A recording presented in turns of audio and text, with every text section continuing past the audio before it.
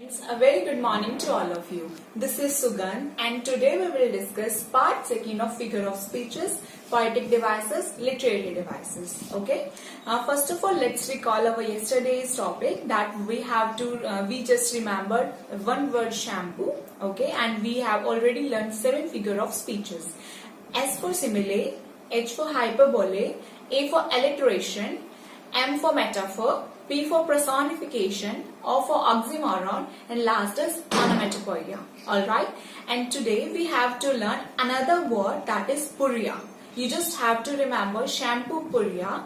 Puria defines for another 7 figure of speeches. Okay, so let's begin our topic. Okay, so P stands for 2 words, that is paradox and pun. U for understatement, R for repetition, I for idiom, and second one is irony, A for assonance and allusion. Students, I just want to tell you one thing that this is my way of learning. You can use your own words to remember whatever you want. Okay, so our first is, what is paradox? Paradox का मतलब क्या है? Okay, so a paradox is a form of the figure of speech which when heard or read can seem to be completely self-contradicting. All right, self-contradicting का मतलब क्या होता है कि जब हम किसी भी द्वंद्व में होते हैं, हम कोई भी बात बोलते हैं लेकिन वो टोटली अपनी ही बात को कॉन्ट्राडिक्ट कर जाए, उसी चीज को वो अपोज में चला जाए, उसे हम बोलते हैं कि वो पैराडॉक्स की सिचुएशन होती है. द फ्रेज में be contrary to what is expected in the situation and can lead to conclusion which is not logically acceptable conclusion. Another is the statement may appear to be silly but in reality contain a truth. कि हम किसी को मजाक में बोल देते हैं, फिर हम किसी भी चीज को टोंट करते हैं लेकिन वो एक्चुअल में बहुत ज्यादा ट्रूथ होता है. Okay, which seems totally unreasonable but it's also truth. Okay, in simpler language, like in which a statement appears to contradict itself. For example, I close my eyes so I can see. कि मैं अपनी eyes को close करता हूँ ताकि मैं देख सकता हूँ. अब eyes close करने के बाद तो we can't see. So this is a self-contradicting statement. And next is I know one thing that I know nothing. कि मुझे एक बात का पता है कि मुझे कुछ नहीं पता. Then what is that one thing? So these are the self-contradicting examples. Let's see some other examples also. Next is freedom is slavery, कि जो फ्रीडम है वो अपने आप में एक गुलामी है. And freedom and slavery are 2 different opposite words. Like is less is more, कि वो जो बहुत ज्यादा कम है वो बहुत ज्यादा है. सो जो ये चीजें हैं ये एक आपस में क्या है, कॉन्ट्राडिक्टिंग स्टेटमेंट्स हैं. जैसे हिंदी में हम ये भी बोल सकते हैं कि लाइक द्वंद्व होता है किसी भी सिचुएशन के अंदर. लाइक पीस इज वार, कि जो पीस है वही वॉर है. In marriage 2 people became 1, let remain 2, कि मैरिज में जो 2 लोग होते हैं वो क्या हो जाते हैं, वो एक हो जाते हैं, बट एक्चुअल में तो वो 2 ही रहते हैं. All right, so this is the self-contradicting statements. Next is pun. What is pun? A play on words which sound the same or similar, which is usually used for comic effect. कि किसी भी comic effect को, किसी भी comedy को reflect करने के लिए जो 2 words वो जो same sound दें. Like have a nice trip, see you next fall, the only date that is command March 4. कि इनका total मतलब जो overall जो sentence है उसका मतलब क्या होता है, वो जो एक साथ एक word 2 चीजों को reflect करे. Okay, there are 3 kinds of people. Those who can count and those who can't. ठीक है, कि जो भी काउंट हो सकते हैं, जो भी काउंट नहीं हो सकते. इस केस में तो सारे के सारे लोग ही आ गए, तो यहाँ पे 3 काइंड्स कहाँ हुए. बट यही जो मतलब पन का मतलब ये होता है जहाँ पे 2 या उससे ज्यादा जो चीजें हैं वो सिर्फ कॉमिक वाली चीज को हम हाईलाइट करने के लिए दिखाते हैं. All right, like a horse is a very stable animal. Everyone knows कि जो हॉर्स है वो उसकी बहुत ज्यादा हाई स्पीड होती है, उसमें बहुत ज्यादा पावर है. सो इसके अंदर टोटली हम अपोजिट चीजें करते हैं या फिर हम किसी भी इंसान को टोंट भी मारते हैं. Like horse is a very stable animal. Everyone knows he is not stable at all. An elephant's opinion holds a lot of weight. As elephant holds a lot of weight, it doesn't mean उसकी opinion भी होगी, है ना. तो फिर जिन भी चीजों के अंदर हम कॉमिक इफेक्ट को दिखाते हैं उनके लिए हम पन्स का यूज करते हैं. Like a pessimist's blood type is always be negative. Pessimist क्या होता है, जो ऑप्टिमिस्ट से अपोजिट होता है, यानी कि जो बहुत ज्यादा नेगेटिव सोचने वाले लोग हैं, हम उनको बोल देते हैं कि इसका तो ब्लड ग्रुप ही कैसा होगा, बी नेगेटिव होगी, हमेशा नेगेटिव ही सोचना, right.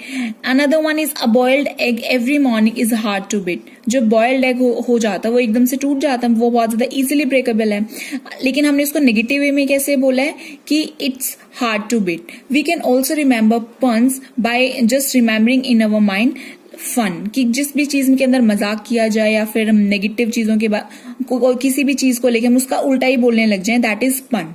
Okay, next is understatement. जैसे हाइपरबोले में हम किसी भी चीज को बढ़ा चढ़ा के बोलते थे, अंडरस्टेटमेंट में क्या है कि कोई भी चीज, बहुत बड़ी चीज को हम बहुत ज्यादा नेगेटिव या बहुत ज्यादा कम करके बोले।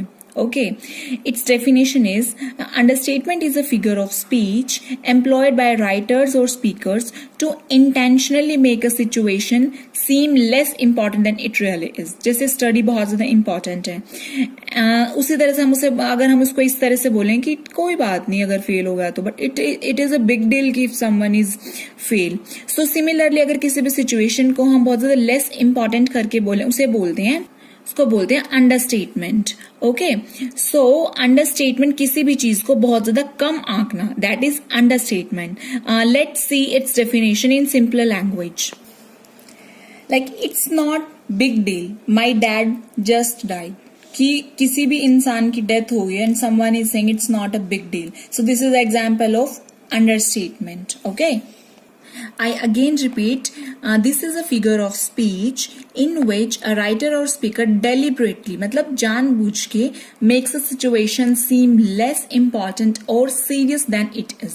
It is totally opposite of hyperbole. Hyperbole में किसी भी चीज को हम बढ़ा चढ़ा के बोलते हैं, और understatement के अंदर that is its opposite, हम किसी भी चीज को बहुत कम important करके बोलते हैं। Like in hyperbole, she cried along that she made a lake, कि वो इतना रोई कि उसने एक लेक को क्रिएट कर दिया। In reality, it is not possible for anyone that just by crying he or she can make a lake. Similarly, it's a hyperbole example. And in understatement, you are really beginning to irritate me, कि अगर कोई बंदा आपको irritate कर रहा है, then it doesn't mean कि आप उसे बीच से मार दोगे या फिर आप उसका बिल्कुल मर्डर कर दोगे। तो इस किसी भी चीज को, किसी भी पर्सन को, उसकी वैल्यू को अंडरस्टेटमेंट कम मांगता है, that is understatement. Next is repetition. I think it is the most easiest figure of speech. Repetition, जिसमें किसी भी चीज को, किसी भी लाइन को, वर्ड को अगर हम बार बार रिपीट कर रहे हैं तो ये बहुत ज्यादा इजी फिगर ऑफ स्पीच है। Like it's a literary device in which a word और phrase is repeatedly 2 or more times. That is example of that is repetition figure of speech. For example, and miles to go before I sleep, and miles to go before I sleep. This is taken from one of my favorite poems, Stopping by Woods, and by Robert Frost. And this is, यहाँ पे क्या है, बार बार repeat हो रहा है। जो last sentence है, the last line of this poem is getting repeat again and again. Similarly, in the Raven by Edgar Allan Poe, nevermore, nevermore. इसमें भी क्या repetition है, so this is the example of repetition. The rain makes still pools on the sidewalk. The rain makes running pools in the gutter. And the rain plays a little sleep song on our roof at night. In the 3 lines, the rain, the rain, the rain is the opening 2 words of any line in the poem. So यहाँ पे जो the rain है, यहाँ पे क्या हो रहा है, repeat हो रहा है। And I love the rain. तो जो the rain word again and again repeat हो रहा है, then this is the example of repetition. Okay, I hope you understood this. Next is idiom. An idiom is a group of words whose meaning is established through common usage, and therefore the meaning is not deducible from the literal definition of the individual words included within the device. देखो idiom क्या होता है? idiom का मतलब जैसे कहावतें, मुहावरे, जो भी कोई भी चीज बार बार होती है, हम उसको एक कहावत का नाम दे देते हैं, दैट इज ए idiom। लेकिन उसका मतलब ये नहीं होता कि एक्चुअल में वैसी की वैसी चीजें हो गई। लाइक हिंदी में बहुत सारे मुहावरे, ऊंट पहाड़ के नीचे आ गया, यानी कि बहुत बड़ी प्रॉब्लम आ गई। सिमिलरली इंग्लिश में ये कहावतें ही हैं। सो यही, this is the example of idiom. Okay, so we just once again say this in simpler language. Idiom is that literary device that means something different than a literal translation of the words would lead on to believe. Like it's raining cats and dogs. It means what कि यहाँ पे बहुत ज़्यादा hardly बारिश हो रही है, बहुत ज़्यादा बुरी तरह से बारिश हो रही है. It means it's raining cats and dogs. If I say I am wearing my heart upon my sleeve, it means I just have real feelings for you. Whatever I am feeling, that is totally true.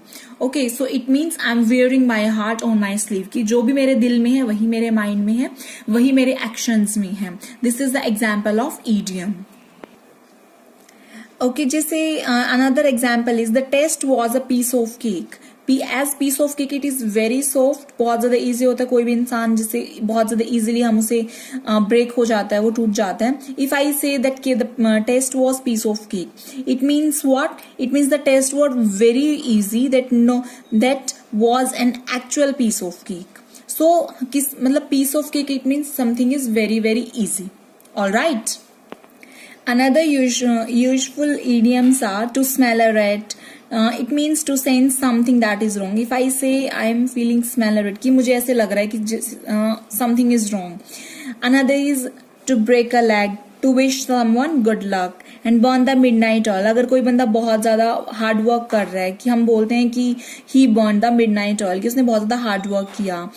And to chicken out, to back out because of fear, and to spill the beans, it means to tell a secret, कि उसने तो beans को बिखेर दिया, यानी कि उसने secret को share कर दिया. वो secret, that secret is no more a secret. So these are the usual idioms जो कि use किए जाते हैं. Next is irony. Irony is a figure of speech in which a person is saying the opposite of what he means. If I am saying कि मुझे बहुत ज़्यादा भूख लगी है, तो मैं बोलूँगी कि यार मेरा तो पेट भरा हुआ है. हम जैसे किसी भी चीज़ का opposite बोलते हैं ना, that is irony. Like the bad news is that everybody got perfect in yesterday's test. कि हर कोई बंदा बिल्कुल परफेक्ट था. अब वो क्या है, हर कोई बंदा का टेस्ट बहुत ज्यादा अच्छा हुआ था. That is a good news, but what we say it's a bad news यार, क्योंकि सबका ही अच्छा हुआ है टेस्ट. तो next is it's so nice of you to tell my secrets. हम जैसे अगर कोई बंदे ने हमारे सीक्रेट्स को रिवील, तो हम क्या बोलेंगे, it's so nice of you, कि हम उसे गुस्से में बोल रहे हैं. तो किसी भी चीज का जो भी मतलब, उसका टोटली अपोजिट क्या हुआ, आयरनी हुआ. But that is also true. Next is it is good of you for scolding me in front of my friends, कि फ्रेंड्स के सामने मुझे स्कोल्ड करे, that is good for you, good of you. But actually it's not good. It's किसी ने आपकी insult किया है तो ही हम उसे ऐसे बोलेंगे. So let's see in simpler language. The use of words to convey opposite of their literal meaning. Like this is my brilliant son who failed out the college. कि मेरा वो brilliant बेटा है जो कि फेल हो गया. अब उसका एक तरह से मजाक उड़ाया जा रहा है, right? So what is this? This is the example of irony. There are further types of irony like verbal irony, situational irony and dramatic irony. Verbal irony में क्या होता है कि जब भी कोई बंदा जो भी बोल रहा है उसका opposite हो. When a person wants to express some things in speech, जो कि verbal होता है, यानी कि communication के through होता है, that is verbal irony. Next is situational, that depends on situations. Okay, it does have the outcome which the expect. कोई भी हम situation, कोई भी हम outcome को expect करते हैं, बस उसे totally opposite हो, that is situational irony. And next is dramatic irony, जिसके अंदर drama हो या फिर कोई भी चीज हो, reality एक्चुअल में उसे अपोजिट हो. बट एक्चुअल में you just have to write down in your poem that this is a type of irony. You that this is for your extra information कि ये किस टाइप की आयरनी है. But आपको एग्जाम्स में सिर्फ ये लिखना है, this is irony figure of speech. Okay, our next device is assonance. Men sell the mellow wedding bells. Men sell. अब इसके अंदर क्या है, जो हमारा सेकेंड जो वर्ड है that is E, S-E, mellow, E, जो second alphabet है, that is same throughout the sentence. That is example of assonance. So, what is assonance? Assonance is a figure of speech when it takes place when two or more words close to one another repeat the same vowel sound. जिस भी sentence के अंदर, जिस भी line के अंदर अगर दो या उससे ज्यादा वोवल जो साउंड्स हैं वो रिपीट साउंड करें, then this is the example of assonance figure of speech. But it starts with different consonant sound. जो कॉन्सोनेंट साउंड है वो डिफरेंट होनी चाहिए, बट जो उसका वोवल साउंड है वो सेकेंड हो, थर्ड हो, वो क्या हो, सेम हो. Like if I bleed, When I speak, it is because I just got flee. Bleat, speak, next is flee, third is E is same. So this is the example of assonance. यानी आप A से learn कर लीजिए इसे. जैसे A है, A is a vowel जहाँ पे vowels की जो sound हो वो same हो. Alright? Like clap your hands and stamp your feet. Clap hands, A, and stamp, A, clap and hand stamp. तो इसके अंदर क्या है, जो ए की जो साउंड है वो बार बार रिपीट हो रही है. Okay, next example is try to light the fire. The beats as it sweeps, ई. तो इसके अंदर ई की साउंड जो सेम है, तो फिर कौन सा ये फिगर ऑफ स्पीच हुआ? That is assonance. And our last one is allusion. What is allusion? A direct or indirect reference to something historical, literary, religious, or mythical. Okay? The author usually uses reference that will be understood by his or her audience. कि अगर हम किसी भी चीज़ का comparison करें तो वो किस चीज का एग्जाम्पल हुआ? एल्यूजन का. एल्यूजन को हम इस तरह से भी लर्न कर सकते हैं, किसी भी चीज का भ्रम होना. Like he is a super intelligent like Einstein, कि वो तो इतना ज्यादा इंटेलिजेंट है कि वो बिल्कुल आइंस्टाइन है. तो किसी भी चीज को अगर हम रिलीजियस के साथ, कोई भी हिस्टोरिकल पर्सन है, मिथ है, कोई भी हमारे व्यूज हो, रिलीजियस व्यूज है, उसके साथ कंपैरिजन किया जाए तो वो किस चीज का एग्जाम्पल हुआ? एल्यूजन का. Like you can also make allusions to pop culture. Usually uses reference. किसी भी चीज में reference दिया जाए that will be understood by his or her audience, जो कि हम easily समझ जाते हैं कि हाँ ये किस बारे में बात कर रहे हैं, तो वो एक allusion का example है. Like in simpler language, when it is a figure of speech, when an author makes an indirect reference to a figure, event, or idea oriented from outside the text. So like stop acting so smart. It's not like you are Einstein or something. It's not like you are Shah Rukh Khan or you are not like Ranbir Kapoor. हम किसी को बोलते हैं कि इतना ज्यादा smart मत play कर, मुझे पता है कि तू क्या है, तुम कोई हीरो नहीं हो. हम ऐसे भी बोलते हैं कई बार. So this is the example of allusion. Let's say some more examples. He was a real Romeo with the ladies. कि जो रोमियो था, who was Romeo? रोमियो की एक बहुत ज्यादा रोमांटिक पर्सनैलिटी थी, तो कि वो लेडीज के साथ he was just like a real Romeo, कि वो बहुत ज्यादा उसका अच्छा बिहेवियर है, तो हम उसका कंपैरिजन किसके साथ कर दिया? रोमियो के साथ कर दिया. Next is she always wore a Mona Lisa smile. He was a good Samaritan yesterday when he helped the ladies start the car. कि जब उस लेडी ने हेल्प की, जो हेल्पिंग लोग थे, पुअर लोग थे, उन लोगों की, then it feels like she is like a Samaritan, जो कि किंग्स होते हैं, जो क्वींस होते हैं, उनकी तरह वो बिहेव कर रही थी. Don't interrupt me, Kyane, Miss Garish said to talkative students. कि बहुत ज्यादा बच्चा कोई भी बोल रहा था, हम उससे क्या बोले? डोंट इंटरप्ट मी. क्याने कौन था? एक बहुत ज्यादा मतलब फेमस पर्सनालिटी थी, कि हमने उसको इस तरह से बोल दिया कि please don't interrupt me, like he is a very famous personality. Okay, let's recall all of this. Paradox के अंदर क्या था? जिसके अंदर सेल्फ कॉन्ट्राडिक्टरी स्टेटमेंट्स थी. पन इज लाइक अ फन, किसी भी चीज का फन करना. अंडर स्टेटमेंट, किसी भी चीज को कम मार्कना, that is totally opposite of hyperbole. Repetition in which 2 or 3 words or phrases are repeating again and again. And idiom is a kind of something that कि उसके अंदर कहावतें हो या फिर उसके ऊपर बिलीव तो किया जा सके, बट लिटरली ट्रांसलेशन उसकी वैसी ही ना हो. आईरनी के अंदर क्या था? तो टोटली जो विडंबना थी, to convey literally opposite meaning of something. and assonance के अंदर क्या थी? जिसके अंदर जो vowel sound था वो repeat हो रहा था. and in the last allusion भ्रम था, किसी भी personality के साथ, किसी भी myth के साथ उसका comparison किया जा रहा था. alright, So I hope you understood the topic in a very better way, but I request you to do exercise, to do practice, because without practice आप इन चीजों को दोबारा से भूल जाएंगे. Okay, आपको किसी भी बुक में से, किसी भी पोएम में से, आपकी जो टेक्सचुअल बुक्स हैं, एनसीईआरटी की बुक्स है, वहां से आप इन सब चीजों की प्रैक्टिस कीजिए, इन सब चीजों को देखिए, एक बार अपने माइंड में बार बार रिकॉल कीजिए चीजों को, एंड आप बहुत ज्यादा इजिली इन चीजों को लर्न कर सकते हो. Okay, so I hope all you are feeling safe. Stay at home, at your place, and be happy. Thank you very much.